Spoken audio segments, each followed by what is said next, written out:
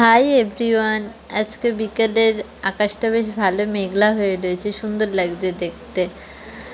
তো আমি এখন যাচ্ছি মায়ের মন্দিরে, মাকে দর্শন করতে, মা কালীকে। তো আমি চলে এসেছি কাছাকাছি মন্দিরের।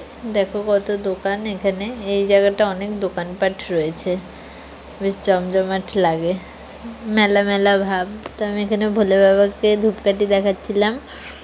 এটা একটা নন্দীর মন্দির, ভোলে বাবাও আছে, শিবলিঙ্গ এখানে পরপর অনেকগুলো শিবলিঙ্গর মন্দির আছে। আর মায়ের মন্দিরের ওই জায়গাটা ক্যামেরা অ্যালাউ করে না, তাই জন্য কোনো ভিডিও আমি তুলিনি। চা খেলাম একটু, দিয়ে তারপরে এখানে দোকানগুলো দেখো। আসার সময় দেখছি যে একটা বড় ঠাকুরের মন্দিরে আসার সময় পুজো হচ্ছিল মন্দিরটায়। তো বাড়ি চলে আসছি, ব্লগটা এত